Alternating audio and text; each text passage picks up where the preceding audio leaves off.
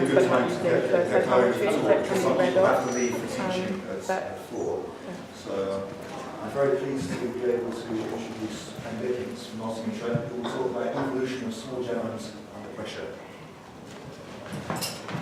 Okay, thanks very much. Right, so I'm going to start today by just giving a bit of background about why I'd be interested in this topic at all, and more generally why I'm interested in evolutionary biology, why I find it an interesting area to be in. I think of myself as an evolutionary biologist, although my background is in genetics, epigenetics, and most recently genomics. But the reason I think evolutionary biology is an interesting or a cool subject with a capital C is that it gets you thinking about processes in a different way. So the first thing is it gets you thinking about the population view on what's happening, so not just thinking about individuals. It also gets you thinking about how processes can feed back on themselves, what I call variational thinking. So how it can be that the outcome of a series of processes can influence the structures, which is what I'm trying to hint at with the necklace there. And also processes themselves are the central subject of study in evolutionary biology. So that means that because you can think about some of these processes in an abstracted way, you can take them away from the specifics of the mechanisms involved. You can have quite a lot of fun because you can think in an analytical way, you can simulate what happens in evolution, and you can think about things using experimental methods as well. So it's amenable to lots of different approaches. But evolutionary biology is also difficult, and it's difficult because it's essentially a kind of inverse problem where you're trying to estimate what's going on from limited data. You don't actually know what's the key phenomenon. So the inverse problem is a technical term from physics referring to things like trying to predict an earthquake or something like that. This really cashes out in biology as being the problem of understanding the relationship between genotype and phenotype. There's not a clear one-to-one relationship between those. So often you're having to make a series of important assumptions. There are also other problems as well related to the use of language to describe processes. So mathematical language is generally considered more accurate, but if you're using metaphorical descriptions of evolutionary processes, you can sometimes get yourself quite confused by doing that. And also, finally, it's not necessarily independent of the details of the mechanism. Understanding what exactly is happening on the ground is quite important if you really want to not just kind of parachute yourselves in as an evolutionary biologist and say something about a particular system if you don't know the details. So just to sort of finish off my introduction to why I'm interested in evolutionary biology, also a bit of a history of biology, which is really one of increasingly close inference, by which I mean increasingly detailed understanding of mechanisms. So on the left-hand column there, I've got an example of what we would teach in any lecture on genetics to undergraduates, which is the increase in our understanding of the gene. So we get from an abstract understanding of the gene to an increasingly concrete understanding of the molecular basis. And that's primarily driven by a series of methods that we now have available to us. At the bottom of that list is next-generation sequencing, very high throughput sequencing methods that we have these days that enable us to say in much more detail what it is when we talk about a gene. On the other hand, in evolutionary biology, we've also had this transition, if you like, from thinking a great deal about problems in a broad, abstract way to more precise mathematical modeling in the modern synthesis. But now there's the potential for these two things to be married together in understanding how population-level processes occur at the level of genomes. So there's a potential to start to use the accurate information we have about genomes to start to talk about evolution as it occurs at the genetic level in populations. But at the same time, there's been a kind of parallel history in evolutionary biology, which is not one based on abstractions about evolutionary processes, but is one based upon direct experimental interrogation of those processes, and this is the field of experimental evolution.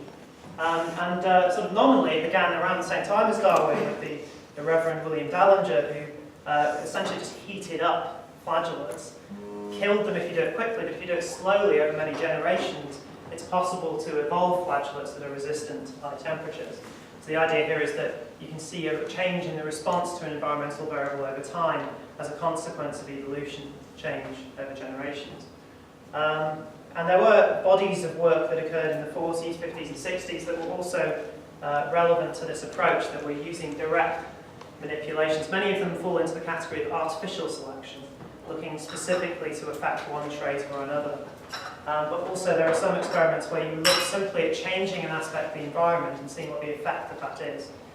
And perhaps the most famous experiment that's inspired the modern experimental evolution movement is Rich Lenski's experiment at Michigan State, who did the long-term evolution experiment, which has been running for many decades now, and is probably in excess of 60,000 generations with E. coli B. Happy to tell you more about that experiment if you're interested. But that's really the one that's kind of inspired the modern movement for understanding evolution at the experimental level. So in a sense, experimental evolution, I'll just go back a slide, combined with these developments, and in particular next generation sequencing, does offer us the beginning of a more empirical view of evolutionary phenomena, and a view that's focused on experimentation. So don't just see what's happened, but actually see what's happened in an experimental population that you can manipulate. So my interest in this is what I might not particularly humbly call my system, is a simple virus.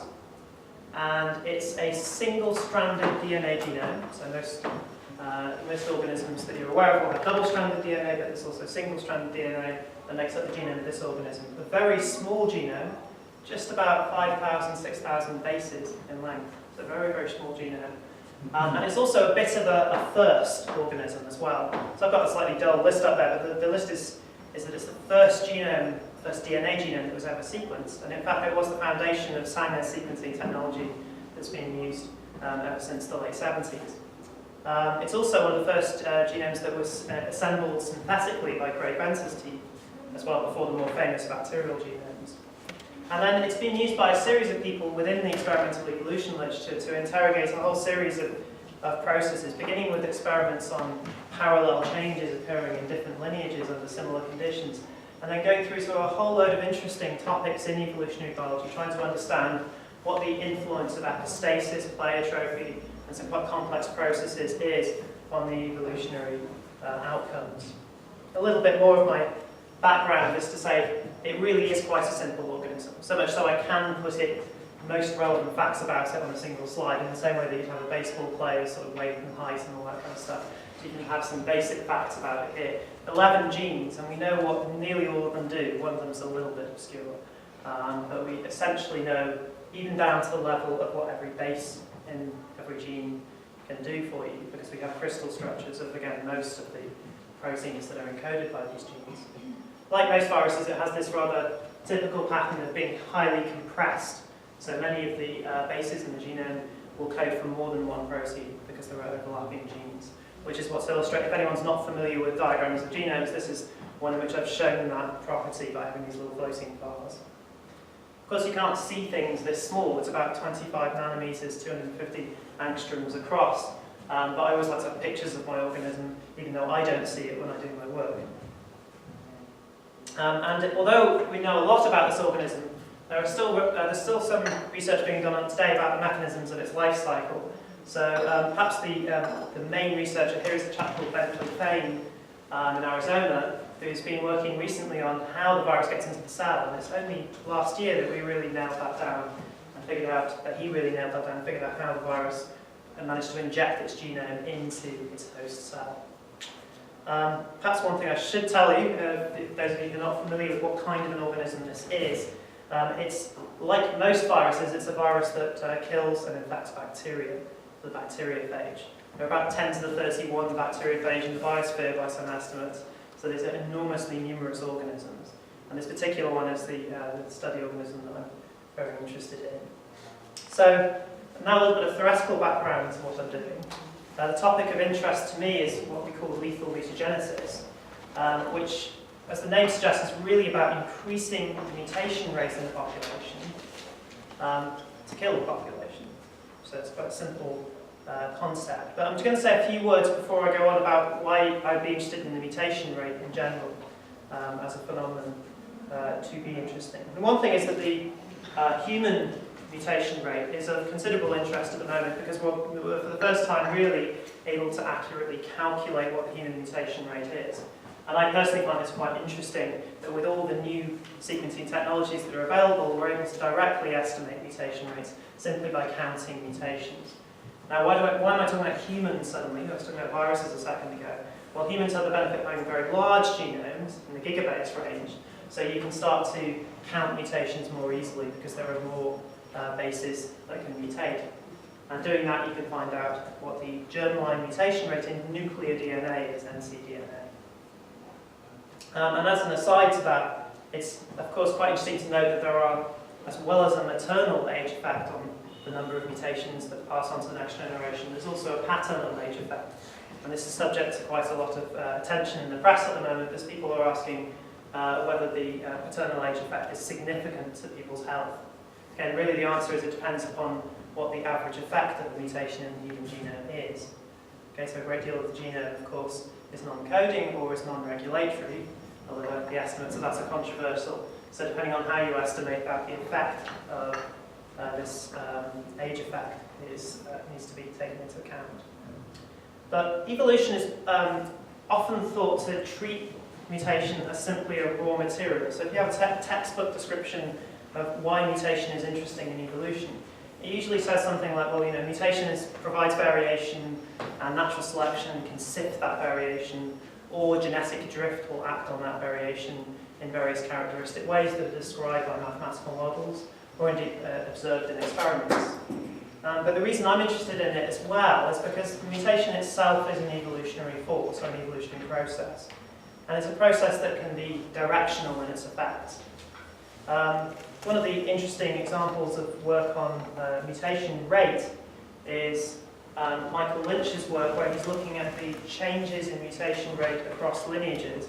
And these correlations are not necessarily particularly firm at this point, but just as it's early days for understanding the human mutation rate, it's early days for understanding the mutation rate across a wide range of different species. And typically, because we sequence smaller genomes, we don't really have a full data set, including the larger genomes at this point. But one of the interesting possibilities that's raised by Michael Lynch is the idea that in microorganisms, in particular in prokaryotes and viruses, it seems as if there's a scaling between the genome size and the mutation rate. So larger genomes seem to have a smaller mutation rate per base, which implies that you would have a constant mutation rate per genome. Okay, so that's an interesting implication, but it's one that's quite controversial. It seems to be very different in eukaryotes. So my personal interest in this is to have a look at the viral data set there, which is probably a good example of how not to draw a correlation. Right? So you've got a little bunch of points there, and one point that's a long way away, and it's a nice straight line drawn between them. It turns out that there's a great deal of variation in mutation rates in viruses, and I'm using here Rafael San Juan's data, a Spanish researcher. His data on mutation rate variation in different viruses. I appear to have lost my labels in this diagram, but what I'm showing here, the bars that are higher up in the diagram show the RNA viruses. Okay, so people know that, for example, HIV is a retrovirus with a very high mutation rate. But generally we think of DNA viruses as having a lower mutation rate. And the one I put circled there is single-stranded DNA viruses, which appear to have a very low mutation rate relative to RNA viruses. Right, so why am I telling you all this sort of background information about mutation rate? It's because if we really want to understand what the effect of mutations are, we need to understand two things. We need to understand the rate at which they happen and what processes might be responsible for variation in that. But we also need to understand what the effects of mutations are. Unfortunately, this is where the system that I'm interested in, the little virus I'm interested in, is a particularly valuable system because we actually know in many situations what the effects of the different mutations are. So the diagram on the left here is a study, again from Rafael San Juan's group, which shows the average effect of a mutation in this virus under laboratory conditions. And generally, most mutations in viruses are actually deleterious, they're bad for the organism, unlike in humans where much of the genome is non-coding or non-regulatory. Okay, so there's a big difference there in what you'd expect the effect of a mutation to be in an organism like a virus and in an organism like us. So this connects potentially with the idea of lethal mutagenesis because in small organisms where most or many mutations are deleterious, you could potentially drive the population extinct by slightly elevating the mutation rate. So you need to know what the mutation rate is to begin with, but it may be that it lies on a knife edge. By just pushing it a little bit higher could drive the population extinct because the next mutation will be lethal. Okay, there's a very colourful way of describing this, and this colourful way of describing this process is according to, for want of a better word, a theory called quasi-species theory, which describes there being an error catastrophe, a situation in which you have a genome that encodes proteins and encodes functions that are important for the organism's survival. And if you just push up the mutation rate a little bit too much, it ceases to be able to maintain its coding capacity. Okay, so really I regard this as a very colourful metaphor for how to describe the process of lethal mutagenesis. It doesn't strictly describe lethality, it just describes the loss of integrity of information in a population. And it's not really my favourite way of describing it, but I do have to give it its due because it's frequently used in the literature in discussing lethal mutagenesis. A slightly more conventional way of describing it would be to describe the process of mutagenesis, the process of new mutations arising, as being something at the population level that's in balance with selection. So selection is the process that's going to result in the removal of individuals with large numbers of mutations, which is on the left of my figure here. However, the process of mutagenesis in the population is going to push you down towards those categories of carrying more and more mutations in your population. So in other words, there's an equilibrium between the rate at which mutations occur, mutations that are deleterious for the individual, that reduce its fitness, and the rate at which they're removed from the population by natural selection. Now, the simplest model of lethal mutagenesis that's available, which is from Jim Bull's group in the US again, is a model in which, because those two forces balance each other, so at equilibrium you have a balance between selection and between the effect of mutations. So if you imagine that a mutation is particularly deleterious, maybe it's lethal to the organism that carries it, then that's going to be immediately removed from the population by selection. So because there's a balance between those two forces, if you like, between the effect of a mutation and the ability of selection to remove it, then the only force that becomes relevant is the rate at which mutations accumulate in the population. Okay, so if they accumulate more quickly, that's what matters, not if they're typically more deleterious, because if they're typically more deleterious, they'll be typically removed faster. Okay, so the consequence of that is that there's only really that one factor that matters, which is the mutation rate itself. Turn it up, and you could potentially drive the population to extinction. So in other words, the model is very attractive to me because it seems to be very simple to drive a population extinct. Just turn up its mutation rate, and you'll have the effect. To be fair, there is one other feature that matters, which is what is the inherent reproductive capacity of your organism. And unfortunately there we've got something working against us, which is that viruses produce a very large number of offspring. So potentially they could tolerate a huge reduction in fitness before they're no longer able to replace themselves from one generation to the next. So in Naivirus, for example, there's at least 100 offspring produced every 20 minutes, okay, from each individual virus. So you're going to really need to push that fitness down before they're unable to produce the one replacement virus that they need. Or obviously it's going to be a little bit more than one, because that's to find its next host. Okay, so this would be an interesting thing to study for two reasons. One is the inherent theoretical interest of testing this model. Is it true that we have this equilibrium? Can we just vary the mutation rate and see a clear relationship between that and the fitness at equilibrium and the potential for lethality and destruction of the population? But the other reason it's potentially interesting, of course, is the clinical reason, that we could use this to treat viral infections. So one of the relevant things to say when you're talking about clinical phenomena is to look at what the human immune system does. And we already have some evidence for families of proteins that are present in humans and other eukaryotes that are able to cause an elevated rate of mutation in viruses that infect us. So the ApoB family of editing proteins, which are more famous for their effect on RNA editing, are also able to increase the mutation rate in viruses that infect us. So this is of interest. Unfortunately, the study organism I work with, of course, is not a directly pathogenic organism. It doesn't infect humans, it only infects bacteria. there could potentially still be a model system for that. The family of viruses to which mine belongs, the single-stranded DNA viral family, is not generally considered to be a serious source of human infection.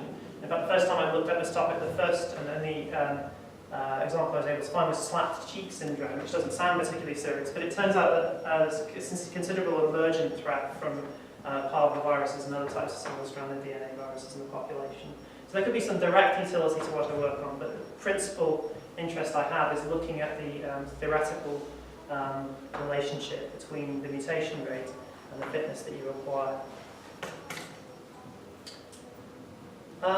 So another thing, just before I get to the actual experimental system, is to say that generally when people think about driving populations extinct, in all sorts of different contexts, for example in conservation, when you're worried about population going extinct, people think about the effect of population size. So they say that when you have a small population, you're more likely to have extinction. And that's true, and the effect there is called Muller's ratchet. It's quite a well-known effect in evolutionary biology. But what I'm trying to do here is to think about the effect of mutations in the absence of a small population size. The unfortunate thing is, of course, that if your population is going extinct, it is going to get smaller. So you can't fully ignore the effect of population size. So that's just there for completeness. Anyone who's thinking, this isn't quite working as a formal model, it is true that this model doesn't work fully formally. And that's exactly why we want to go ahead and test it in the lab and see what happens. Also, it's not really quite clear whether it is going to work or not. Okay, there is quite a body of evidence now emerging that antivirals that we use already are able to work by this mechanism, or at least partially work by this mechanism. However, it is also the case that people who have tried these methods have not always succeeded in reducing the fitness of the population. And probably the most theoretically grounded test I've seen so far with the bacteriophage virus T7 has shown a fitness increase in the population when you increase the mutation rate. I'm happy to give you some of the detail of that if you want. So how have I approached this problem myself in the lab? There's a little bit too much information on this slide. I can simply summarize it by saying that the obvious thing to try is mutagenic chemicals. So try mutagens that will increase the mutation rate directly. And so far I have found that if you have enough mutagen present, you will reduce the fitness of the population. But you have to be very careful when you're using mutagens, because there is a direct effect of mutagens. The problem with mutation is that it's part of the process of replication. So to separate it reliably from replication, you need to be sure that the reason you're reducing the fitness is not simply because of some kind of interference effect. It's actually directly because of the inheritance of mutations that are deleterious from one generation to the next. So I've had some students working on that approach and seeing some success, but I'm not satisfied with it as a really robust way to address the theoretical questions. So instead, what I'm doing with my PhD students at the moment is addressing it using a genetic system where we genetically manipulate the mutation rate of not just the virus, but also its host. And it's worth pointing out here that in this system I work in, the polymerase, that's the protein that replicates the viral genome, is actually the host's polymerase. Okay, so that's the same enzyme. So what we have is we have a system in which we have a defective form of the error-correcting subunit of that enzyme. So the enzyme, as it replicates DNA, checks for errors as it goes along, and we've got a version of that subunit that does so but ineffectively.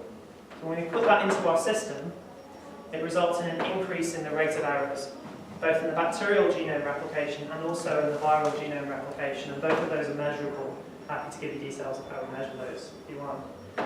The reason for the slightly odd picture, by the way, the top right, I recall, is that my PhD student's not none too fond of giving me pictures when I ask him. So instead, I simply Google Alex Wilcox, his name, and I get that's the first picture I get. So I thought, well, I could have done my talk.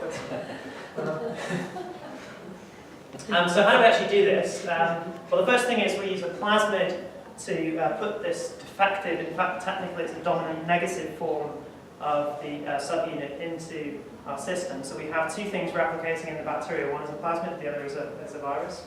And the other problem that we've got is that if we're changing the mutation rate, not just the virus, but also its host, the organism it's replicating in, then how do we remove the possibility of co-evolution between them? And the answer is quite simple. We just throw away the host every generation, just destroy it. Okay, so this is our sort of basic setup. And I try and kind of make my science as similar to sort of bucket science as possible. I just want a big sort of pretty machine that does something and then move it on to the next one. At some point my PhD student might do some work in each unit here. So the simplest system for handling the bacteriophage is to grow them in batch culture. So you grow one generation, you kill the host, you transfer it to the next passage. This is called serial passaging. And that's usually done in some kind of shaking incubator in a lab that makes a lot of noise. And you're usually growing up many, tens of milliliters of bacteria that smells bad. But when I was looking at population sizes and thinking about this, I thought we don't really need 10 milliliters of population, given that every single milliliter contains 1 billion viruses. That's plenty enough for the maths to work out. So instead of miniaturizing it and using a small shaking incubator, and then to measure the number of viruses is also tedious. You have to grow plates and you have plaques on the plates. But if you simply look at the number of genome copies that are present, like qPCR, you can measure the change in the population up or down, and also the change in fitness in each generation up or down. And then finally, trying to connect genotype with phenotype. One of the things I said at the beginning that's difficult about evolutionary biology is to connect genotype with phenotype, and I'm certainly not the only one to try, of course. We can also examine the changes in the genome directly using next generation sequencing. And I've got something of a background in using these methods to look at variation, and I'll talk a little bit about that in the context of human mitochondrial DNA in a second. So that's the basic system I'm trying to use to look at the effects of changing the mutation rate on the population fitness. And we're hoping that we can also drive them extinct if we titrate the effect just so. Another way, of course, of doing it is to do it in a computer. And somewhere on the hard drive of this computer is a script that I've written that actually does that and takes parameters that are known from the population of FIX174, the virus I work with, and puts them into a simulation in which the objects of the simulation are viruses that can be mutated at various rates. So I'm looking at that. The difficulty with doing a simulation like this is to accurately model the effect of the next mutation. Because if you already have several mutations, the next mutation's effect could be changed by that. That's called epistasis. And accurately measuring epistasis is a famously difficult area in evolutionary biology. There are a number of publications with this organism that give me mathematical functions that I can use in this program. And that's what I'm trying to struggle with at the moment. Initially, this program was designed to give me some expectations about what I'd expect to see in sequencing. And the figure on the right shows one of the early outcomes of my program where I looked at what was happening to the frequency of different alleles in the population. And what I found interesting was that sometimes I would reach a steady state in my population model where the viruses would survive with a reduced but sustained low fitness for a long period of time. And it would appear to be that some beneficial alleles can spread in this context.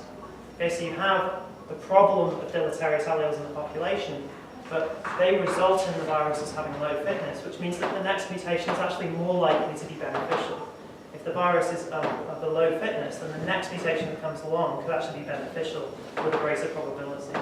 And in such mutations, even if they happen only once, can spread very rapidly in the population to, in this case, about 60% of the population. I don't know that that's a beneficial allele. That's my interpretation of the results of the program so far. It needs a little bit of extra work. Okay, and I also have another system. I'm going to actually skip this short section, but I also have another system where I'm exploring one of the other major systems that's of interest to people in evolutionary biology, which is the recombination rate, something that could interact with the effect of mutation. Recombination interacts with the effect of mutation because it can bring mutations together in combinations or separate them. If people are interested in that, I can talk to that a little bit at the end, but essentially I have a similar system where I can genetically manipulate the recombination rate rather than manipulating it through conventional means by changing the number of viruses. So I'm going to briefly skip that system and focus in on the next part of my talk, which is really to tell you a little bit about, if you like, it fills in some of the methods that I've skipped over, which is how can I actually say what the genotype of a population of mixed organisms is. And it also turns back to humans again, and instead of talking about the nuclear genome, I'm going to talk a little bit about mitochondrial genome. And this is work I did when I was at Penn State, at postdoc at Penn State University. So the fonts might change a little bit because I'm working on some some slides from my colleagues there. So we had this paper published in PNAS relatively recently, last year. And this paper was designed to start asking the question about what the mutation rate of mitochondrial DNA is. And of course that's a question people have asked before. Understanding mutation rate of mitochondria is very important process, because you need to understand that if you're doing pedigree-based studies, etc., if you're using it as an evolutionary marker.